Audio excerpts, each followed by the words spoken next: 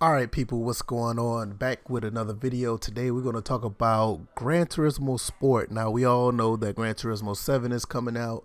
So, I want to give you a little bit of my analysis of this race. This is GT Sport. And one thing I love about this game is that the AI actually plays like AI. Now, I think it's a beginner's race just to show you something about how different it is from a professional race. Now, when you're driving against some of these players or the AI, they actually act like they are beginners. Like you see that red car right there. They're out of sync. They're not professional drivers, and you can tell that how bad they do drive. Now, don't get it twisted. Even though they're not the best drivers professionally, they're not hitting all the turns and curves like they're supposed to.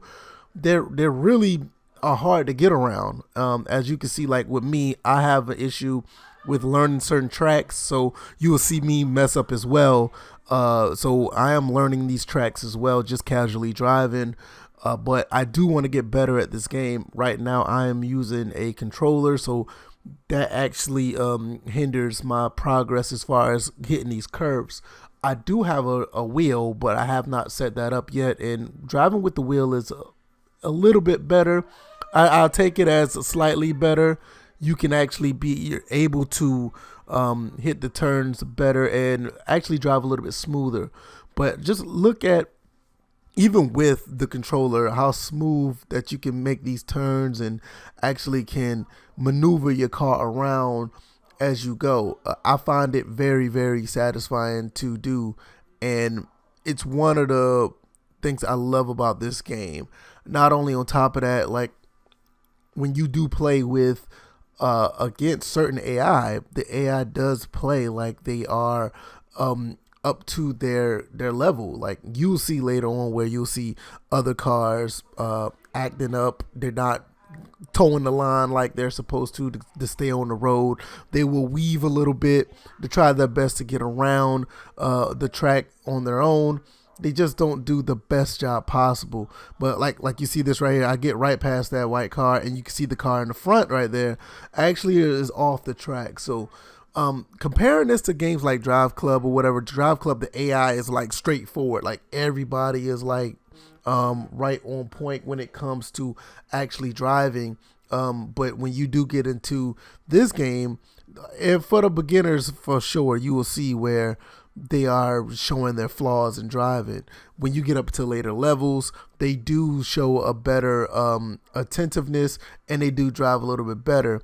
Now, once again, I'm having trouble with this turn. You see where I go off the rails again, and it's a nice little touch. You see how my tracks are still there on the road, but nevertheless, we will continue to try to push on. Right now, this is lap number 2. I'm in the 6th place, trying to get to number 1, and just try to maintain a smooth and thorough drive on this track. This is not a hard track. It's just, for me, I don't play this game enough. I should play it more, and when I do, when I do play it more, I will get better. It's just one thing about muscle memory and learning the tracks and learning the cars that you like to drive. For instance, when I play Forza 5, I put so much time in that game. I'm really good at the cars that I use. I use maybe 8 to 10 cars in that game for the places I need to go to perform. And I do a really good job of maintaining the road because it's just more muscle memory and learning the cars that I've drive. Like I recently got my PS4 back, so I'm really getting back in the swing of things with this game. And as you can see, if you haven't paid attention, that white car up there in front is still having trouble getting around this yellow car. But like I said, they do play very well with the as far as their difficulty or their lack of experience. That yellow car just spun out, or he just went off the track. Well, like I said, it's phenomenal to see that this is in the game, and it's something that I love to see. I love to see things like this where you can actually feel immersed, because the game does not feel like it's a robotic game where all the AI is just focused and they're super difficult, or they have super intelligence. They actually seem like they're driving like they have some, human qualities. Now you see that time I went around that track the right way. Like I said, it all goes back to memory about how you drive these cars. And with that being said, it's very satisfying when you're able to get to that point. Now, one thing I have not been able to accomplish, as far as the full-on simulation aspect of this game, is like tire wear, engine wear. Gran Turismo, I've never really been big on getting to that aspect of it, which I should, because with Forza I do that. And when I play Forza 5, especially with Forza 1, I love Forza 1. Wear and tear on a car has been really, big for me on that. Now, Gran Turismo do have wear and tear. Some of it is cosmetic.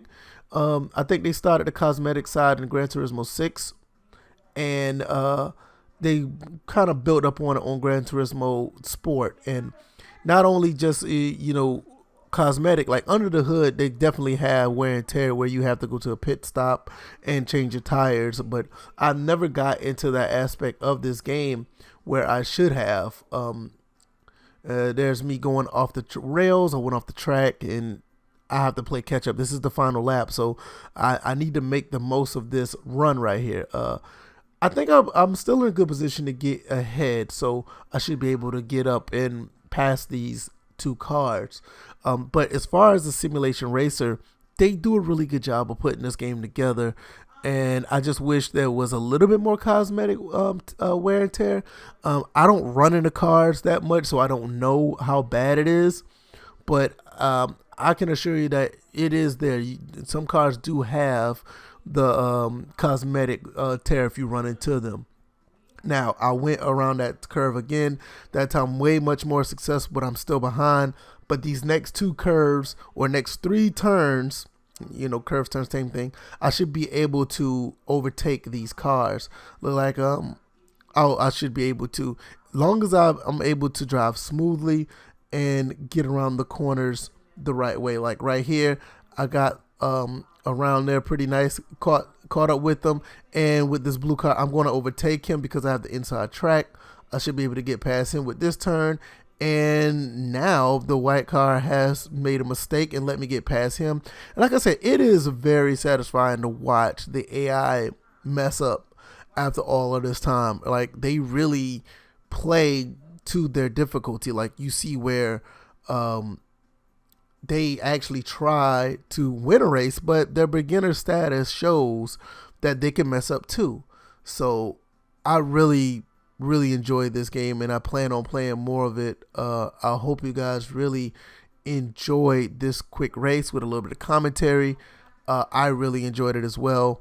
I love playing this game. I love playing motorsport racers. I'm not really big on the other stuff as far as the Forza Horizons or the other races. I do play them from time to time, but this is where my heart is. I love the simulation aspect of racers, and this is where it's at in my opinion.